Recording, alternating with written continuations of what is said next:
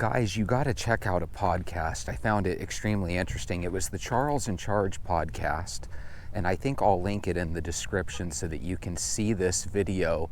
It was amazing.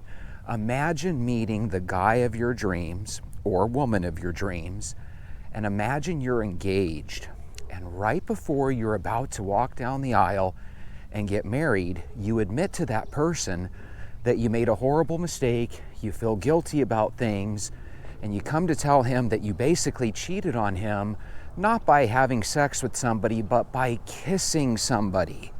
Now, I don't know about you, but I think kissing is so intimate, and it means so much to people when they're in love with you, that when you go out and cheat on them by kissing someone else, it can really be a heartbreaker.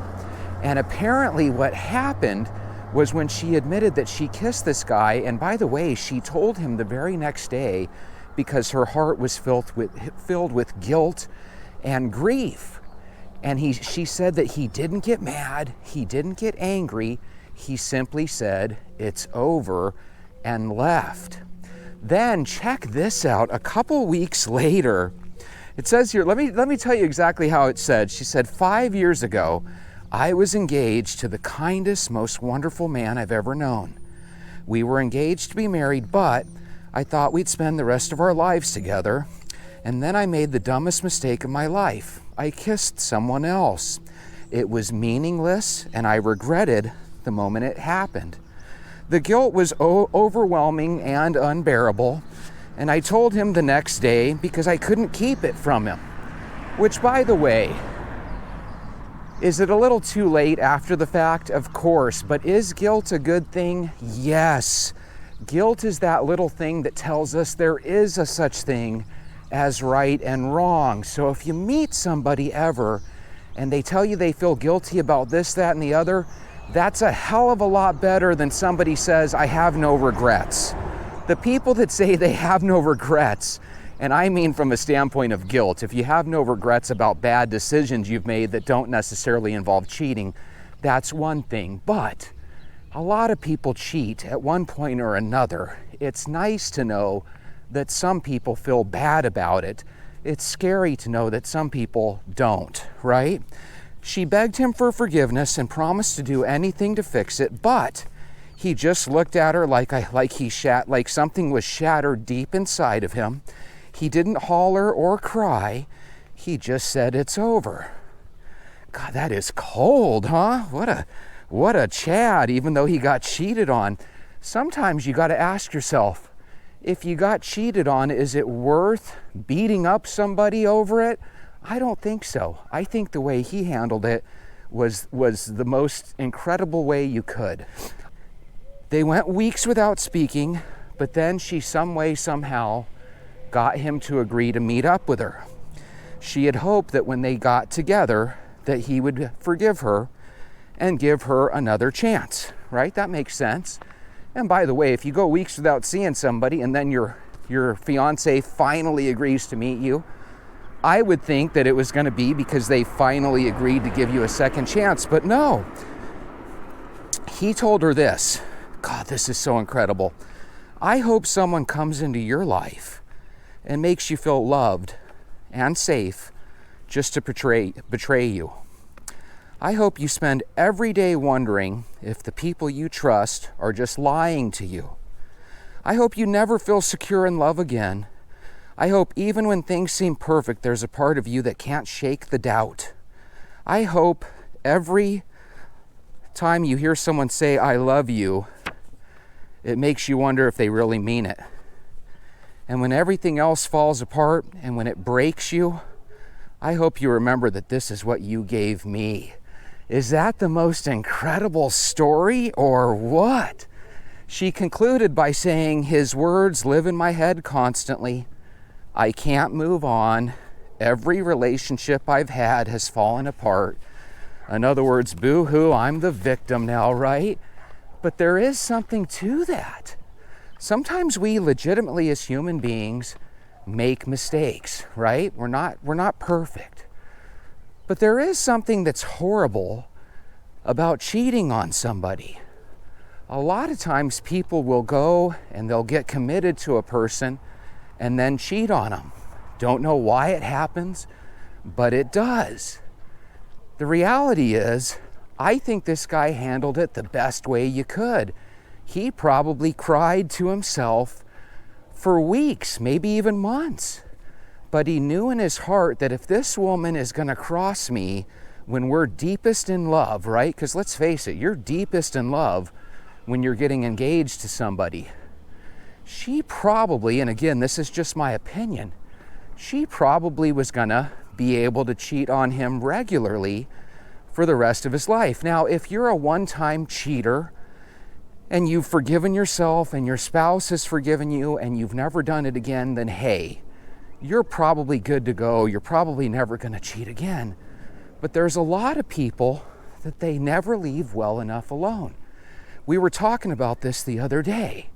You find a way to steal 30 or 40 grand as a politician in a local city, right? And all of a sudden, instead of just leaving well enough alone, pretty soon you're embezzling and stealing millions of dollars. It's not the 30 or 40 grand that got caught, that made you get caught. It was the $3 or $4 million later that led to you getting caught and thrown in prison, yada, yada. Well, I think relationships are that same way. You kiss somebody, your significant other forgives you, and before you know it, you're cheating regularly on your significant other. I don't know why human nature is like this, but let's be honest, it is. I think that when people cheat on others, it's because there's something they're unhappy with. Is it necessarily their sex life? No, not necessarily, because I think people can have a wonderful sex life and still cheat on each other, right? But I think there's some sort of seed of doubt in people that do the cheating.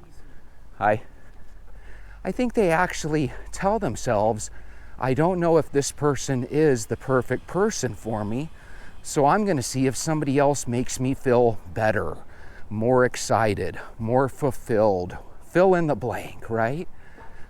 And I'd love to know what your guys' thoughts are. Do you guys think that people can make mistakes and then recover from those mistakes? Do you feel like what I'm saying could potentially be true, that once you get away with cheating once, you're probably going to try to get away with it regularly? There used to be movies that we would all watch on TV, and I say we all because we used to only have a handful of channels back in the day. Now we have an endless supply of TV to watch. But the old movies used to show a man or a woman cheating on their spouse, and then they would show an argument scene where the man or woman would tell their spouse, "You're constantly cheating on me. This is getting old. Don't you love me?" And in a weird way, even though we all thought those movies were cheesy, because TV had a rule back then that you couldn't curse, right?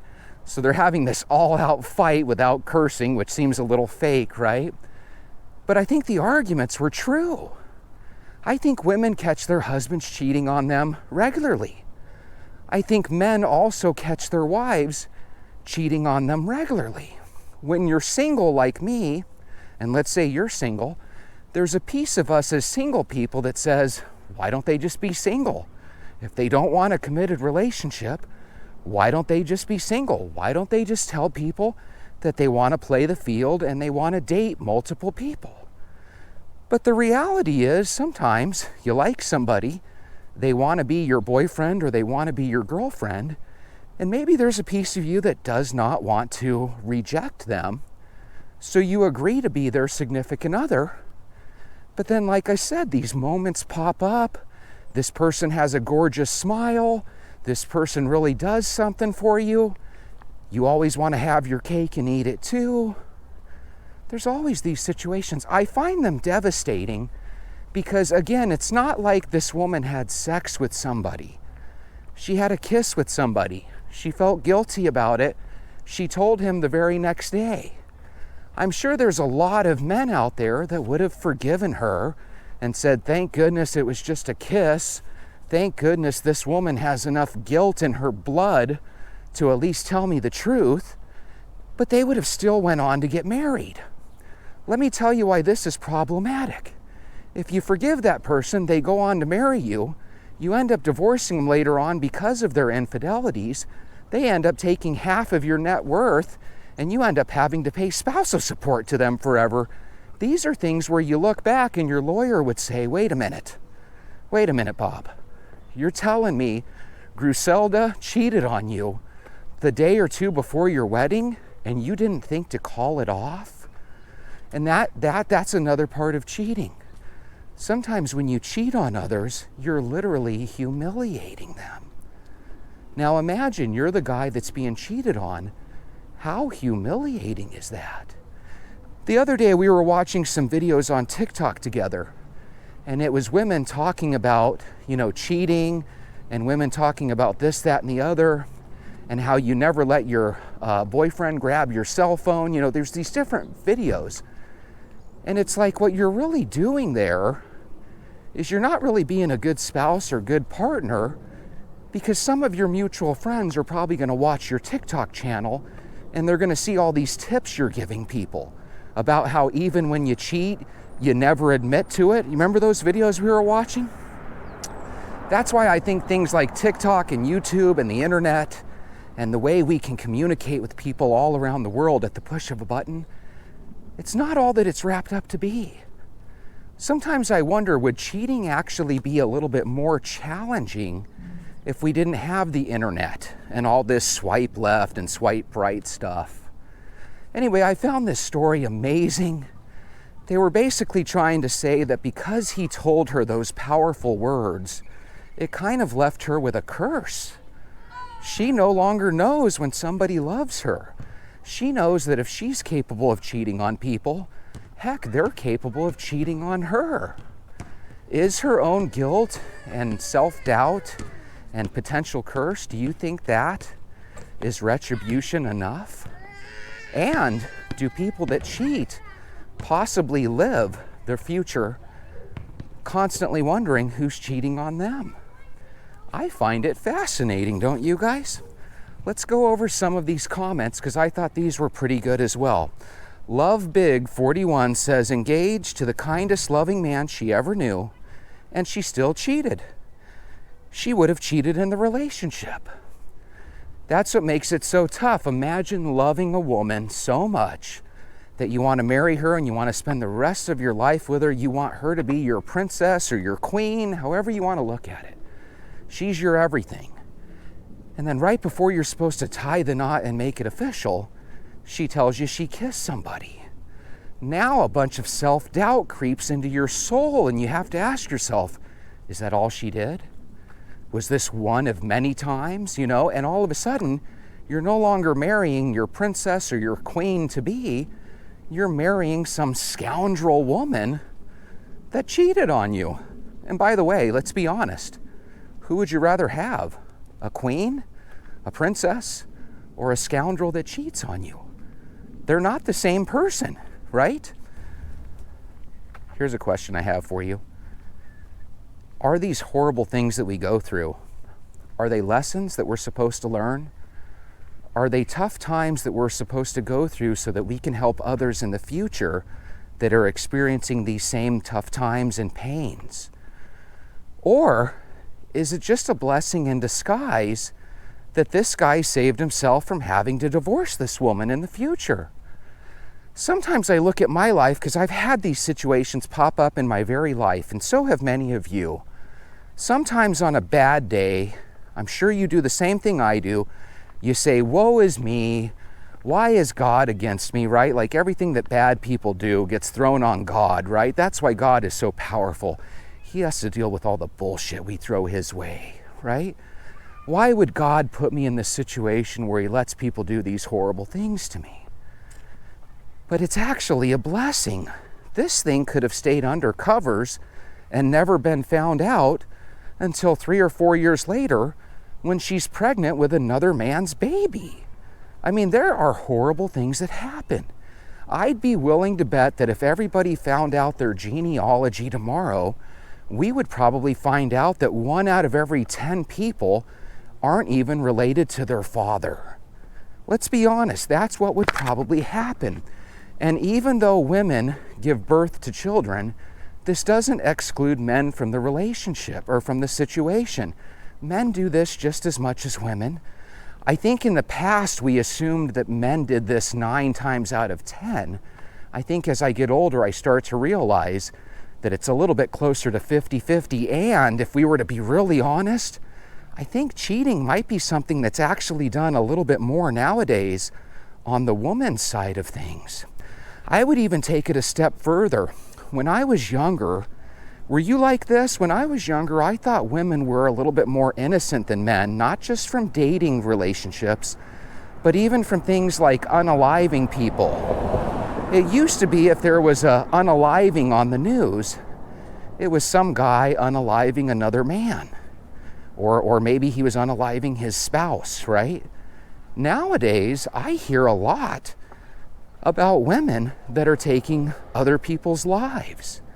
When I was younger, it used to seem like you never heard about that. Nowadays, they're starting to get a little bit closer to even. I'm sure in the grand scheme, there's still a lot more men that take other people's lives than women, but it's definitely a lot closer than it used to be. Am I right or am I right? Dion McIntosh, 9554, says, most don't regret cheating, they just regret getting caught. So Dion, that's a great statement, and I'm sure it's true, but it didn't really apply to this video, because in this video, she cheats by kissing somebody, and then she quickly admitted to what she did. So it just depends on where you fall. If you see kissing as an intimate thing that you're supposed to do with someone you love, and only someone you love, then you probably see that act as no less than sleeping with somebody. It's horrible. At the same time, from her point of view, she's probably thinking, well, heck, I didn't have sex. I didn't pull out his Johnson and start sucking on him, right? So from some people's point of view, they can say, hey, it's a kiss, get over it. So here's a question I have for you. Where on the scale of cheating and innocence do you throw kissing? I don't know about you, but I think men would actually rate this higher than women. Men do see kissing as intimate. If we found out our significant other was swapping spit with someone, we would be just as angry as if we found out they were having full-blown relationships. How do you feel about this? Let us know down below. What's really great is when people cheat on you, and let's say they cheated on you 20, 30 years ago, a lot of times what'll happen is you'll grow up and you'll see them on Facebook or something. And then, on Facebook you see them and they're no longer 25 and gorgeous. Now they're 50 and, their hair is falling out, right? They walk with a limp because they have gout, They have all these problems and you think, oh my God, I dodged one there, right? I got saved. It was actually a blessing that it didn't work out with us. And I'm telling you guys, you should do that one of these days. Go spy on your ex-lovers on Facebook, not because you care about what they're doing, but just take a look at what they look like. A lot of times you'll end up telling yourself, hey, if I would have known in advance that they were going to grow up to look like that, I would have ditched out on them too. It might be a blessing. It really might. At least that's what we tell ourselves, Jesse, that it was a blessing. There are very few people that can honestly say, I'm a better looking 50-year-old than I was a 25-year-old.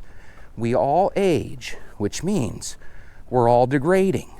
We're all not as cool as we once were. We're all not as beautiful as we once were. And that's why when you marry someone, you should honestly look for more than just looks. You really want to mesh with them. That's why religious folks will say, find somebody you're equally yoked with. And there's a lot of beauty to that.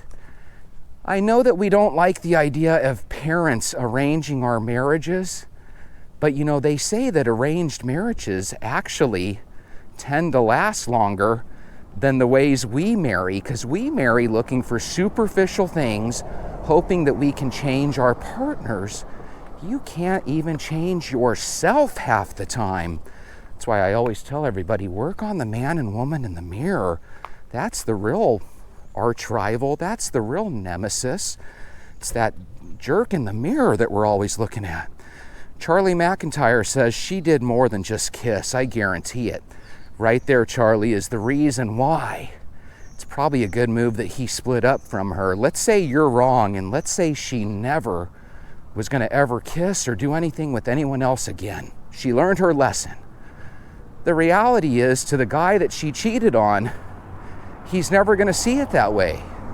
Every time she doesn't answer a call, he's going to remember how she kissed another guy. Every time she's in the room with her boss, he's going to be thinking, what does she do when she's in a room with her boss?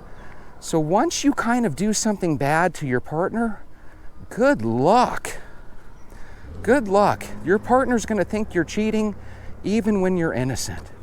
And you know what happens when people forgive their partners? They end up having an argument. They bring back the kiss, and before you know it, you're using it as an excuse to go cheat again. Hey, she's not going to forgive me. She's going to hold this over my head forever. Come on, Betty, let's go to the Motel 6. That's how it happens. Pretty soon, your doing bad against your spouse becomes your continual reason and excuse for continually doing bad stuff. It's sick, it's horrible, but if we were being intellectually honest, I think we'd have to say, yeah, that's a true statement, Jesse.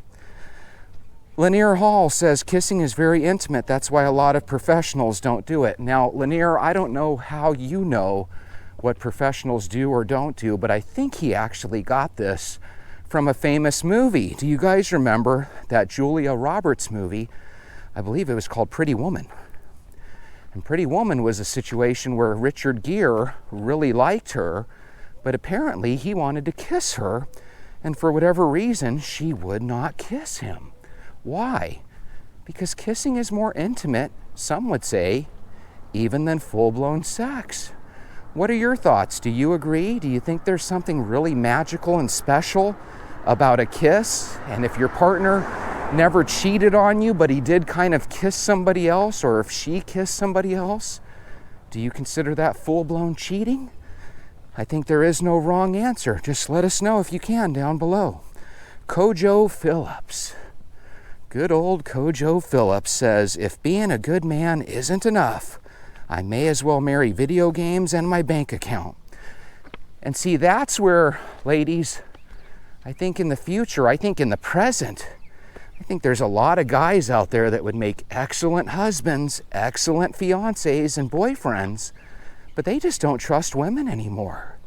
You might be the most perfect, trustworthy woman out there, but look at what you're dealing with. You're dealing with women that when they cheat, they never ever want to come clean, and therefore there's going to be a lot of young, innocent video game playing boys that as they mature into manhood, they're not really excited about the idea of getting married.